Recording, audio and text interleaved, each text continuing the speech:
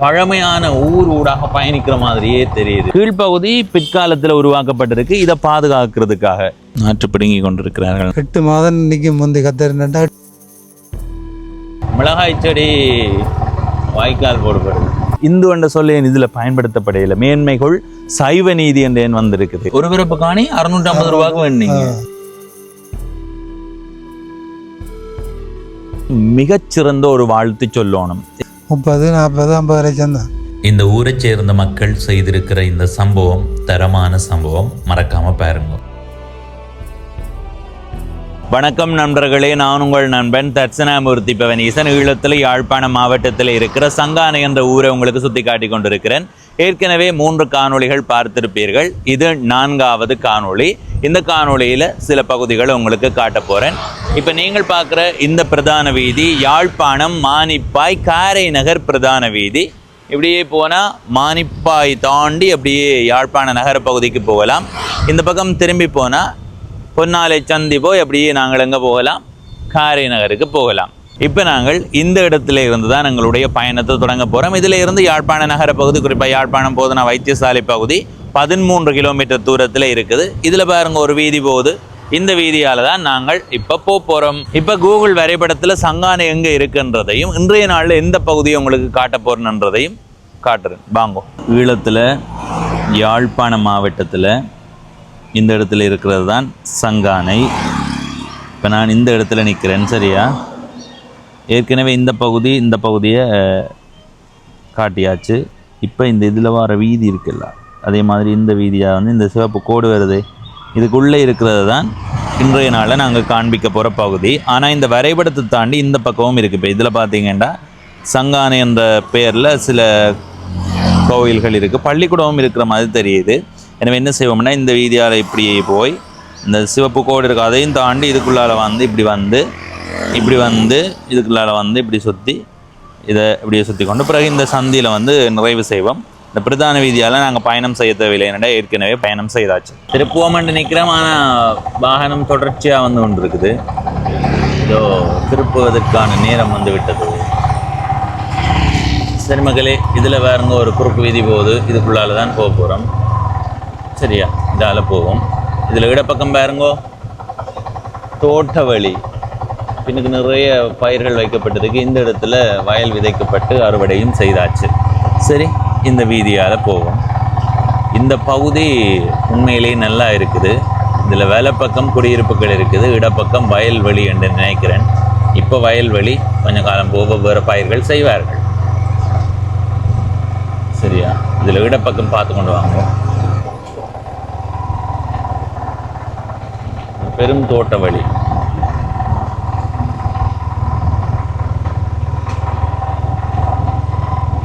சரி, இனி இந்த வீதியால் இப்படி பயணம் செய்வோம். இதில் 2 பக்கமுமே வயல்வெளி தான், தோட்ட வழி. இந்தோ அங்கே பாருங்க சங்கானை நகர பகுதி தெரியுதா? சரியா? இதில் வேலை பக்கம் ஒரு கொஞ்சம் பகுதி தோட்ட வழியாக தான் இருக்குது. இனி இப்படி இந்த வீதியால் நேர பயணம் செய்வோம். நிறைய குறுக்கு வீதிகள் போகுது மக்களே. எல்லா குறுக்கு வீதிகளுக்குள்ளேயுமே போக முடியுமான்னு எனக்கு தெரியல. என்னென்னா ஒரு பெரிய இடம், முடிந்த அளவு சுற்றி காட்ட முயற்சி செய்கிறேன். ஏதாவது இடங்கள் தவற விடப்பட்டால் எங்களுக்கு தெரியப்படுத்துமோ, நாங்கள் அடுத்த காணொளியில் பதிவு செய்வோம், சரியா? அதில் வேலை பக்கம் ஒரு வீதி போகுது, நாங்கள் அதுக்கு முதல் நேராக தான் போய் வரோம். இதில் இடப்பக்கம் பாருங்க. இந்த வீதியால் உயரத்துக்கு சின்ன சின்ன மரங்கள் நடப்பட்டிருக்கு. எனக்குன்னா வேறு ஏதோ கொடி சார்ந்த பயிர் வைத்திருக்கிறார்கள், பயிற்றையோ அல்லது வேறு என்னென்ன பயிரோ தெரியல. அந்த கட்டை முளைச்சி காடு மாதிரி வரப்போகுது. ஐயா, இந்த இடமா கதைக்கலாம் உங்களோட 2 கதைக்கலாம். இப்போ நாங்கள் ஒரு ஐயாவோட கதைக்க போகிறோம். வணக்கம் தாத்தா. வணக்கம். உங்களுடைய பெயர்? சிவஞானம். எத்தனை வயது? 75. உங்களுடைய சொந்த ஊர் இதுதான்? பிறந்ததுலேருந்து இங்கே தான் வாழ்கிறீங்களா, இல்லை திருமணம் செய்து வந்ததா? பிளாக் ரோட்லாம் முதல். அதுவும் சங்கானை தானே? அதெல்லாம் சங்கான ஏரியா. சரி. இங்கே வந்து எவ்வளோ காலம்?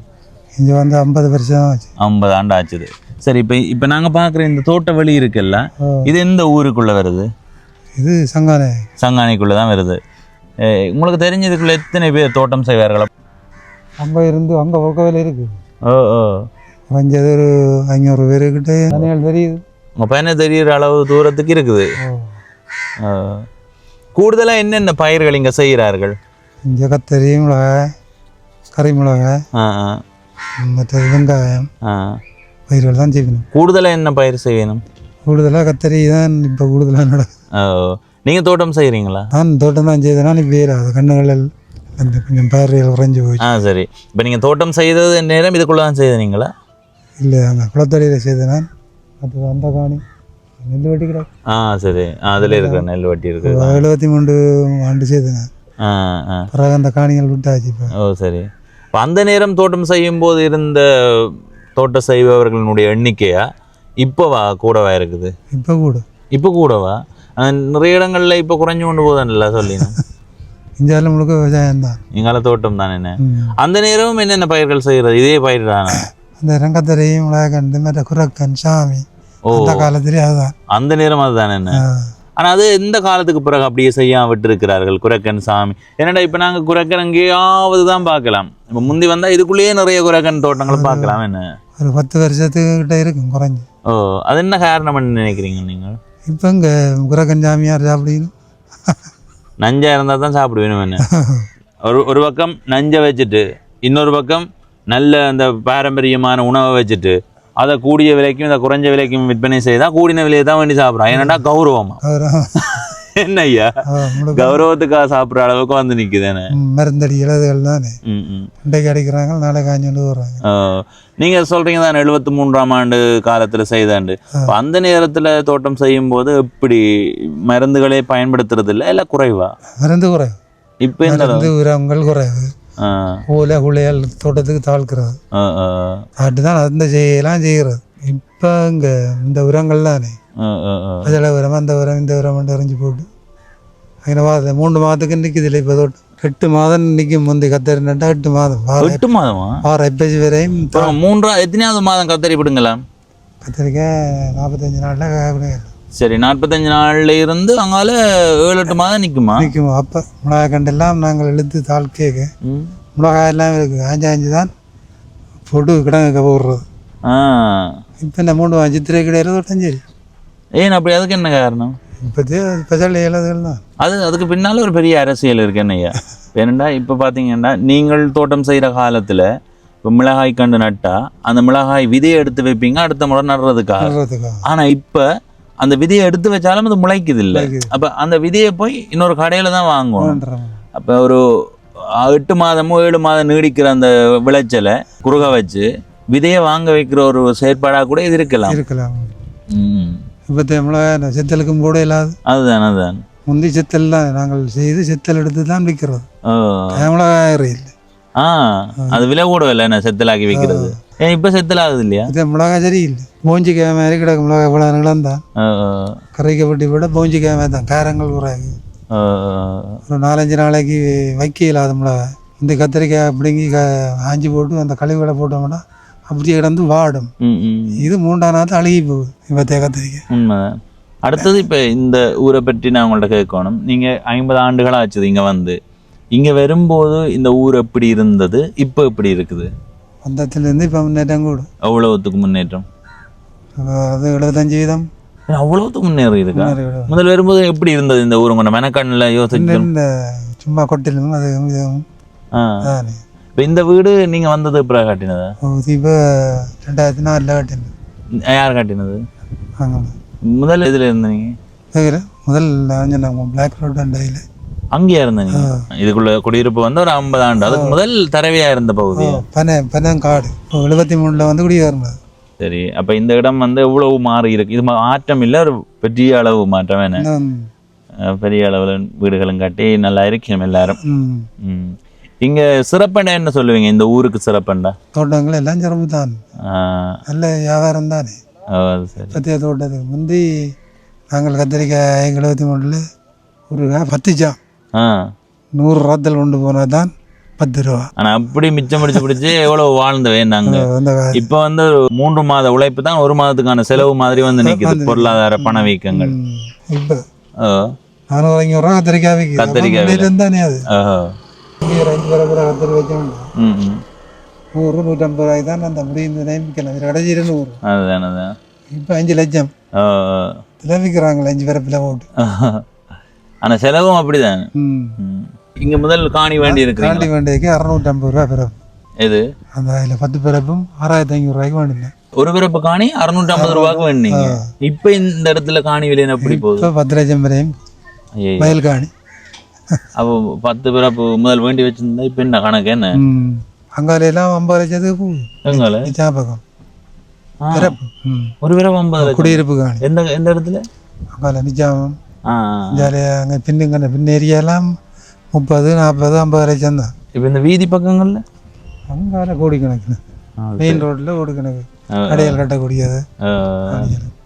சரி என்ன இது? கத்திரிக்காய். கத்தரி செடியா? கத்தரி நாட்டு மாடி என்ன? நெல் வெட்டுறாக்கள் தான் நெல் வெட்டு.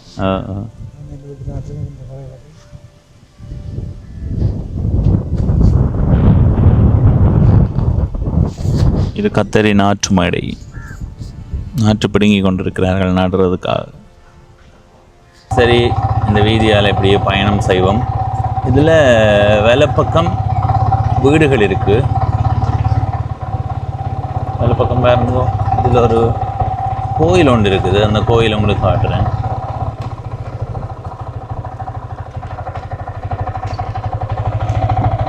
கோயிலை சுற்றி பார்த்து கொண்டு வருவோமா?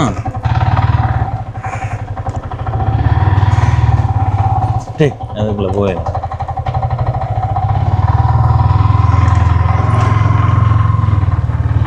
அந்த பக்கத்தால போயில, இந்த பக்கத்தால.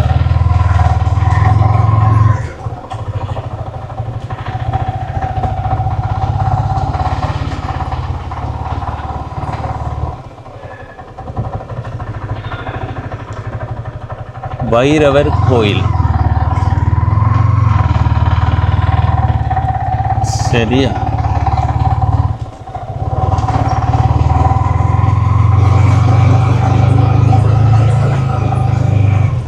இடப்பக்கம் பாருங்க, சத்தியமா சொல்றேன், சட்டப்படி இருக்கு இந்த இடம். நல்ல வடிவா இருக்கு, சிறப்பா இருக்கு. சிறப்பு சிறப்பு சிறப்பு.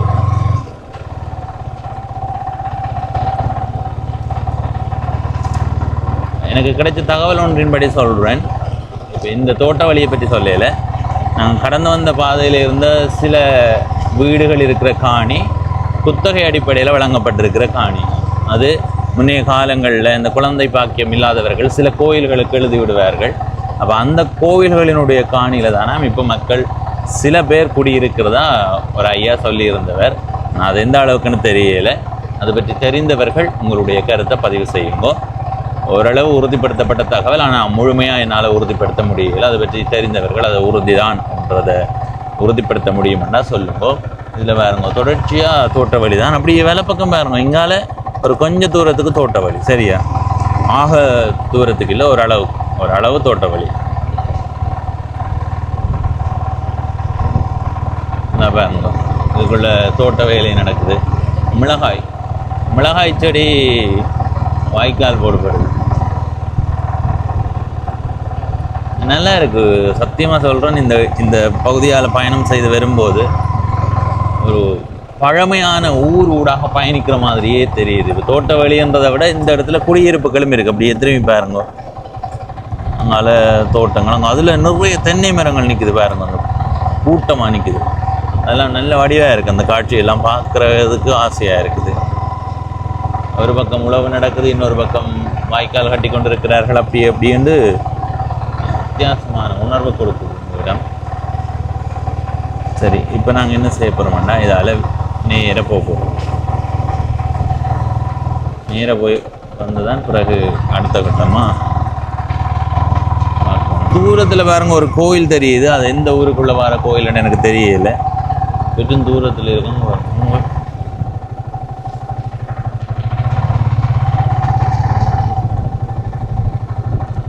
நாங்கள் நாங்கள் காணொளி முன்னோட்டம் பதிவு செய்தது இந்த மற்ற பக்கம், அதாவது காரைநகர் போகிற பக்கம் சித்தங்கேணி. இப்போ இந்த பக்கம் சித்தங்கேணியாக இருக்குமோ தெரியல, அதாவது இந்த தோற்ற வழிக்கு அங்கால அப்படியே நேர போவோம், நேர போய் திரும்ப போகிறோம்.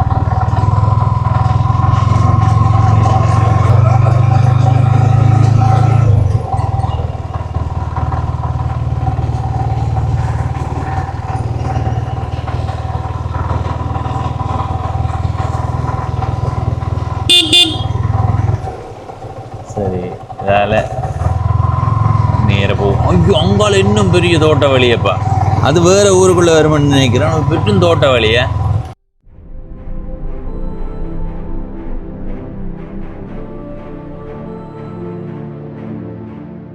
ஐயா, இது சங்கானி வடக்கா கிழக்கா தெற்கா மேற்கா இவ்விடம்? உங்கால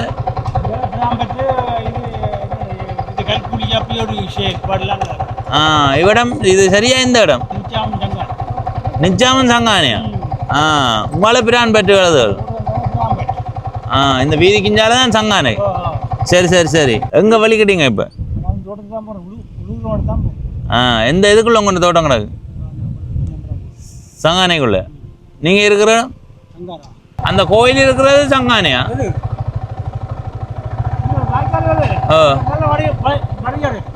வடலியாடு. இந்த வாய்க்காலுக்கு அங்கால உதில் கிடக்கிற வாய்க்கால். சரி ஐயா, சரி சரி. இதில் இடப்பக்கம் சங்கானைக்குள்ளே வருது. இங்கே பாருங்க மக்களே, உண்மையிலே இந்த காட்சி மிக அருமையாக இருக்கும். தூரத்தில் பாருங்க, பெண்கள் வேலை செய்து கொண்டிருக்கிறார்கள். அதே மாதிரி இதுலேயும் பெண்கள் வேலை செய்து கொண்டிருக்கிறார்கள். அந்த இடத்துல தூரத்தில் தண்ணி ஊற்றி கொண்டிருக்கிறார் ஒரு அண்ணா. இந்த காட்சியை பார்க்கவே நல்லா இருக்கு மக்களே. சரி, இதில் பாருங்க, இந்த வாய்க்காலுக்கு அங்கால வடலி அடைப்பான். இதோட நாங்கள் திரும்புவோம். சரியா? இதில் தவறான கிடக்கு. சரி, அப்படியே நேர போவோம். இனி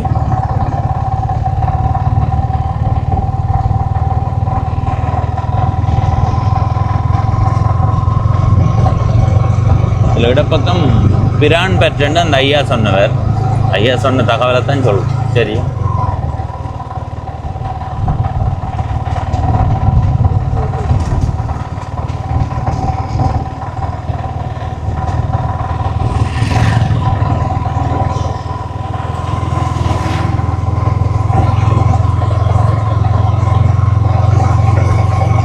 இந்த வீதியில் இரண்டு பக்கமுமே தொடர்ச்சியாக வீடுகளை பார்க்க முடியுது.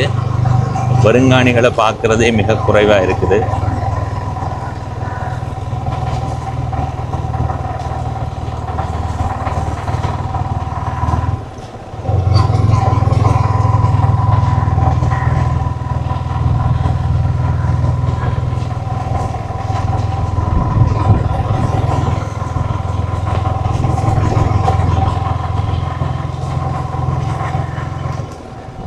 இதில் இடப்பக்கம்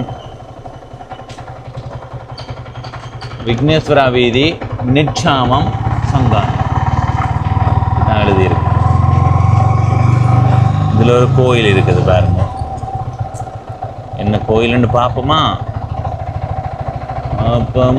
அப்படியே கோயிலை பாருங்க.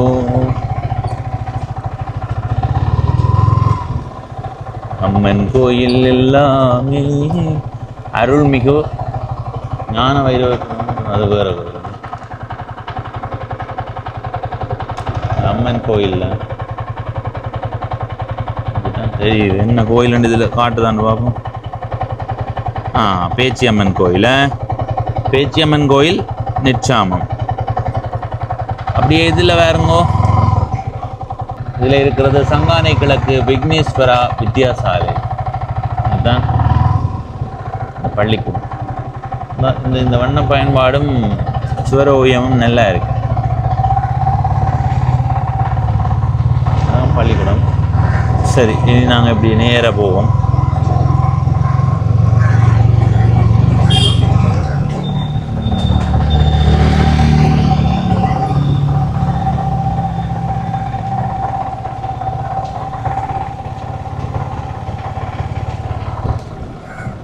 இதில் ஒரு கோயில் இருக்குது, என்ன கோயில்னு தெரியல.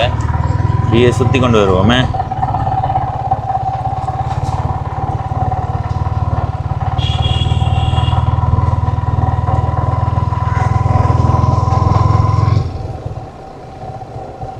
சங்கானை பிள்ளையார் கோயில்.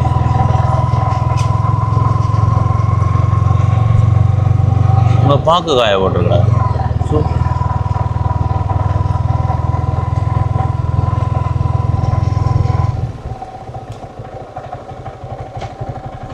எத்தனை வண்டி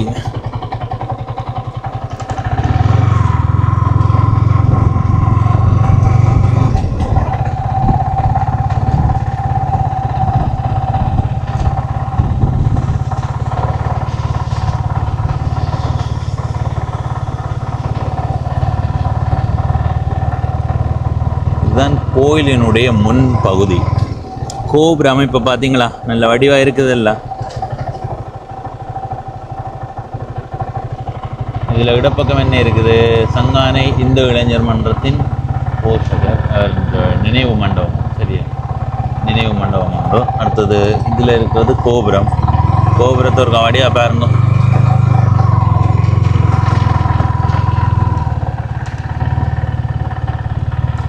நல்ல வேலைப்பாடோடான கோபுரம், ஒரு அளவான வேலைப்பாடு, ஆக அலங்கரிக்காமல் அளவான வேலைப்பாட்டோடான கோபுரம். சரி, இப்போ நாங்கள் இந்த வீதியால் போவோம். ஆனால் இந்த ஊர் கொஞ்சம் வித்தியாசமாக இருக்குது மக்களே, அருமையாக இருக்குது. தோட்டங்கள் அதிகமாக இருக்குது. இது வரைக்கும் 3 கோயிலை கண்டுட்டேன். சின்ன கோயில் பெரிய கோயில் எல்லாம் சேர்த்து 3 கோயில், இல்லை 3 இல்லை, அந்த வயல்வெளிக்குள்ளே இருந்தது அது அந்த மற்ற ஊருக்குள்ளே வரும். இதுக்குள்ளே 3 கோயிலை காட்டி போட்டேன் இது வரைக்கும். இதை விட இன்னும் அதிகமாக கோயில்கள் இருக்கும்.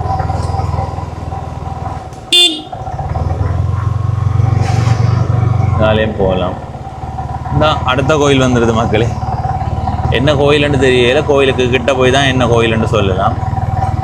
கிட்ட போய் சொல்கிறேன். சரியா, அளவு வீதியின் பேர் என்ன கோயில், என்ன கோயில், வைரவர் கோயில். ஏற்கனவே ஒரு வைரவர் கோயில் இருந்ததில்ல, உள்ளுக்கு போகலாமா? அம்மா உள்ளுக்கு போகலாமா? சரி சரி. நீங்கள் எந்த இடம், என்ன கோயில் இது, என்ன மாதிரி சிறப்பான கோயிலா? வேண்டுதல் நடக்குமா? ஒரு வேண்டுதல் செய்து போட்டு போக வந்தேனா. திருமணம் இல்லை கனகாலம், அப்போ வைரவருக்கு ஒரு வழிபாடு செய்ய சொன்னேன். இந்த கோயிலுக்கு உள்ளுக்கு போவோம். முந்துருளியில் போகிறவர்களாம் தடம் பார்த்து தான் நாங்கள் போகிறோம். நாங்கள் இங்கே பாருங்க, வாகனம் ஓடின அடையாளங்கள் இருக்குது. வைரவர் கோயில். இந்த கோயில் ஒரு வித்தியாசமான அமைப்போட ஒரு சின்ன கோயில், நல்ல வடிவாக இருக்குது. கூடுதலாக இங்கே அவதானிக்கும் போது இளைஞர் மன்றங்கள் இருக்குது. ஆனால் என்ன ஒரு சிக்கலண்டா, எங்களுடைய நாட்டில் சைவம் என்ற சொல் அளிக்கப்பட்டு இந்து இந்து இந்து என்று பயன்படுத்தப்படுது. முடிந்த அளவு அந்த இந்துவை மாற்றி சைவ என்ற பெயரை கொண்டு வந்தீங்கன்னா வரவேற்கப்பட வேண்டியது. நானாக இதை சொல்லல, வரலாற்று ரீதியாக நீங்கள் எடுத்து பார்த்தீங்கன்னா இந்து என்ற சொல்லே பிறகுதான் இந்த நாட்டுக்குள்ளே வந்து புகுத்தப்பட்டிருக்குது. இப்போ நாங்கள் அதை பெயர்கள் அப்படி வைக்காமல் மாற்றலாம். மாற்றுறது உண்மையிலேயே அது பெரிய எடுத்துக்காட்டாக இருக்கும். பல அமைப்புகள் அப்படி செய்யணும்னு நான் எதிர்பார்க்குறேன். நான் சொல்கிறத கேட்டு நீங்கள் செய்ய மாட்டீங்க. நீங்கள் ஒரு ஆய்வுக்கு உட்படுத்துங்க. இது உண்மையிலேயே சைவம்ன்றது தான் நான் பயன்படுத்தணும், இந்துன்றது எப்போ வந்தது என்ற மாதிரியான கேள்விகளை உங்களுக்குள்ள எழுப்பி அதை செய்வீங்களாக இருந்தால் உண்மையிலேயே வரவேற்கப்பட வேண்டியது. அப்படி செய்கிறது தான் எங்களுடைய மதத்தை காக்கிறதுக்கான ஒரு சிறந்த வழியாக இருக்குது, என்னுடைய கருத்து. இங்கே இந்து இளைஞர் மன்றம் நிறைய செய்து இருக்குது. இந்துன்றதை மாற்றி சைவம் ஒன்று பயன்படுத்தினா நல்ல மக்களே. இந்த அமைப்பில் இருக்கிறவர்கள் நல்ல திறமையான நபர்களாக இருக்கிறார்கள். ஏனென்றால் அதால் தான் இவ்வளவு செய்து கொண்டு இருக்கிறார்கள். இதில் ஒரு கல் ஒன்று இருக்குது, அதற்காக பார்த்துட்டு வருவோம். இப்போ நீங்கள் பார்க்குறது ஒரு பூச்சாடி மாதிரியான அமைப்பில் இருக்குது. இது அப்படியே மேலோட்டமாக சுற்றி பாருங்கோ. இது ஒரு கல், ஒரு முழுமையான கல். சரியா, இது பூச்சாடிக்காகத்தான் இப்படி அமைக்கப்பட்டிருக்கான்னு கேட்டால் இல்லை. இதை பாதுகாக்கிறதுக்காக இந்த அமைப்பு உருவாக்கப்பட்டிருக்குது. கொஞ்சம் இருங்க வாரன். நிறைய பேர் என்னை தொடர்பு கொள்ளும்போது இப்படித்தான் ஏதாவது பதிவில் நினைப்பேன், மன்னிச்சு கொள்ளுங்க மக்களே, சில எங்களை அழைப்படுத்த முடியாமல் இருக்கும். சரி, இந்த கீழ்ப்பகுதி பிற்காலத்தில் உருவாக்கப்பட்டிருக்கு இதை பாதுகாக்கிறதுக்காக. சரி, இதை வாசிக்கிறேன். அதுக்கு முதல் மேலே இருக்கிறத அடிப்படையாக கொண்டு நான் ஏற்கனவே இந்துன்னு சொன்னது அடிப்படையில் ஒரு விளக்கம் ஒன்று சொல்ல விரும்புகிறேன். மேன்மைகள் சைவ நீதி விளங்குக உலகமெல்லாம். ஏன் இந்து நீதி என்று வரையில, இந்து என்ற சொல்ல ஏன் இதில் பயன்படுத்தப்படையில? மேன்மைகள் சைவ நீதி என்று ஏன் வந்திருக்குது? அப்போ அந்த சைவம் என்ற சொல் எவ்வளவு பழமையானது, எங்களுடைய வாழ்வியலோடு பின்னி பிணைந்ததுன்றதை யோசிச்சு பாருங்க. ஆனால் நாங்கள் அந்த சைவம் என்ற சொல்லை தவிர்த்து இந்து என்ற சொல்லை பயன்படுத்த தொடங்கிட்டோம். சைவத்தையே அழிச்சு கொண்டு வரோம். நாங்கள் என்ன மதம் என்று கேட்டால் இந்து மதம் என்று சொல்கிறோம். சில பேருக்கு இதில் மாற்று கருத்து இருக்கலாம். என்னுடைய கேள்வி என்னென்னா, மேன்மைகள் இந்து நீதி என்று என் வரையில.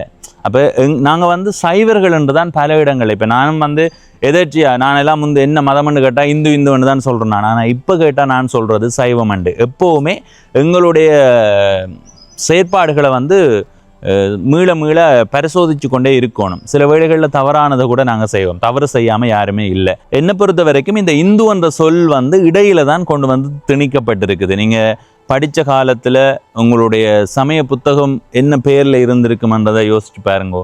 நான் படிக்கும்போது சைவ நெறி என்று தான் இருந்தது. ஆனால் இப்போ நிறைய இடங்களில் பார்த்தீங்களா இந்து நிறைய பள்ளிக்கூடங்களினுடைய பேர் இந்துன்னு வந்திருக்கு. ஆனால் அந்த பள்ளிக்கூடங்களினுடைய பேரை மீள வரலாற்று ரீதியாக ஆய்வுக்குட்படுத்தி கொண்டு போய் பாருங்கோ, அந்த பள்ளிக்கூடத்தினுடைய பேர் இந்து என்ற சொல்லே இல்லாமல் தான் இருந்திருக்கும். அது அந்த இந்து பள்ளிக்கூடங்களினுடைய பெயர்லையும் சேர்க்கப்பட்டு நிறைய இடங்களையும் சேர்க்கப்பட்டு அப்படியான ஒரு சொல் வந்துடுது. அதுக்கு என்னென்னு எனக்கு தெரியல. நான் என்ன சொல்ல வரேன்னா, முடிந்த அளவு சைவம் என்ற சொல்ல பயன்படுத்துவோம்.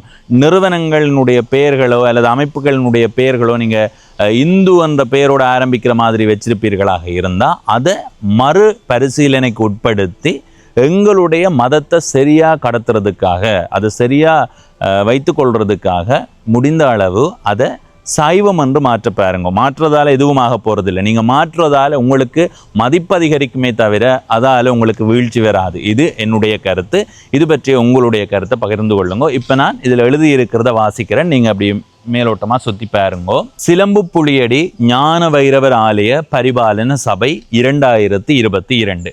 இத்தண்ணீர் தொட்டியானது ஏறத்தாழ 200 ஆண்டுகளுக்கு மேற்பட்டதாகும். இது ஒரு தனிக்கல்லில் செதுக்கப்பட்ட தொட்டியாகும். எமது முன்னோர்களால் கால்நடைகள் நீர் பருகுவதற்காக முன்னைய காலங்களில் பயன்படுத்தப்பட்டதாகும். இதனுடைய நோக்கம் என்னவென்று எழுதப்பட்டிருக்குது. எமது முன்னோர்களின் வாழ்வியல் தொடர்பான பொருட்களை எதிர்கால சந்ததியினர் அறிந்து கொள்வதற்காக இங்கே காட்சிப்படுத்தப்பட்டுள்ளது. 12/5/2022 இது இந்த இடத்துல வச்சு காட்சிப்படுத்தப்பட்டிருக்குது. உண்மையிலே வாழ்த்துக்கள். இதில் ஒரு சின்ன எழுத்து மாற்றி வாசிச்சிருக்கிறேன். இந்த இடம் உண்மையிலே வரவேற்கப்பட வேண்டியது. நிறைய இடங்களில் பார்ப்பீங்களா இருந்தால் அதை சரியாக பாதுகாக்கிறது இல்லை. உண்மையிலே இந்த கோயில் சார்ந்தவர்களுக்கு மிகச்சிறந்த ஒரு வாழ்த்து சொல்லணும். ஏனெண்டா நிறைய இடங்களில் பார்த்துருக்கிறோம், மிக ஒரு 100-150 ஆண்டுகள் பழமையான பொருட்களை கூட அழித்து கொண்டு வரார்கள். என்னை பொறுத்த வரைக்கும் இப்படி எல்லா கோயில்கள்லையுமே செய்ய வேண்டும்ன்றது என்னுடைய எதிர்பார்ப்பு. இப்போ உதாரணத்துக்கு இது கோயிலுக்குள்ளே இருந்ததா வெளியில் இருந்ததான்றது எங்களுக்கு தெரியல. ஆனால் இந்த ஊரை சேர்ந்தவர்கள் இதை பயன்படுத்தி இருக்கிறார்கள். இது ஒரு சிறந்த ஒரு எடுத்துக்காட்டாக கொண்டு ஒவ்வொரு ஊரில் இருக்கிற கோயில்கள் வச்சிருக்கிறவர்களும் இதுக்காக ஒரு சின்ன மண்டபம் மாதிரி அமைச்சு போட்டு உங்களுடைய ஊரில் என்னென்ன பழமையான பொருட்கள் இருக்குதோ அந்த பொருட்களை எல்லாம் இப்படி பாதுகாத்து வச்சிருங்கோ. அது சிறப்பானதாக இருக்கும். இப்போ உங்களுடைய ஒவ்வொருவருடைய வீட்டில் வச்சிருக்கிறத விட முடிந்த அளவு அதுக்கான ஒரு இடத்தை அமைச்சு அதுக்கான பாதுகாப்பை அமைச்சு அங்கே அந்த எல்லா பொருட்களையும் கொண்டு வைக்கிற நேரத்தில் அது உங்களுடைய கோயில்கள் ஊடாக எல்லாரும் கோயில்களுக்கு தான் வருவார்கள். உங்களோட வீட்டு என்ன பழமையான பொருள் இருக்குன்றதை நீங்கள் வெளியில் காட்டுறதுக்கான முயற்சி எடுக்காட்டி அது எனக்கு தெரியலை. அது நீங்களே பாதுகாத்து வச்சுருக்கணும்னா அது வேறு. ஆனால் அதை உங்களுடைய வீட்டு பின்பக்கத்தில் தூக்கி போட்டு வச்சுருக்கிறீங்களா? அப்படியான பொருட்களை எல்லாம் சேர்த்து ஒவ்வொரு கோயில்கள்லையுமே அமைப்பீர்களாக இருந்தால் அது சிறந்தது. அது எங்களுடைய சந்ததி, எங்களுடைய தமிழர்கள் முற்காலத்தில் எப்படி வாழ்ந்தார்கள், எப்படியான வாழ்வியலோடு வாழ்ந்தார்கள் என்பதையெல்லாம் எடுத்துக்காட்டும். முடிந்த அளவு அதை செய்ய பாருங்கன்றதை இந்த இடத்த பதிவு செய்கிறேன். அதுக்கான ஒரு தூண்டுதலை ஏற்படுத்தின இந்த ஞானவைரவர் கோயில் நிர்வாகத்துக்கும் ஊர் மக்களுக்கும் மிகச்சிறந்த நன்றியை சொல்லிக்கொண்டு நான் இப்போ அடுத்த கட்டமாக போகிறேன். தயவு செய்து நான் அந்த இந்து சைவம் என்று கதைக்கிறத பார்த்து என்னடா இது, நாங்கள் ஒரு இந்து அமைப்பு வச்சிருக்கிறோம், இவன் வந்து இப்படி சொல்கிறேன். நல்லது செய்தால் நாங்கள் வாழ்த்துறோம். திரும்பவும் சொல்கிறேன், சங்கானை ஊரைச் சேர்ந்த மக்கள் செய்திருக்கிற இந்த சம்பவம் தரமான சம்பவம். இப்போ நாங்கள் இங்கே இருந்து அடுத்த கட்டமாக போவோம். இதில் சங்கானை இந்து இளைஞர் மன்றத்தின் வாசிக சாலை. உண்மையாக சொல்கிறேன், அந்த இந்து இளைஞர் மன்றம் நல்லா நிறைய செய்து கொண்டிருக்குன்னு நினைக்கிறேன். சரி மக்களே, இப்போ இந்த காணொளியிலிருந்து விடைபெறுகிறேன். மிகுதி பகுதிகளை அடுத்த காணொளியில் பாருங்க. நன்றி, வணக்கம்.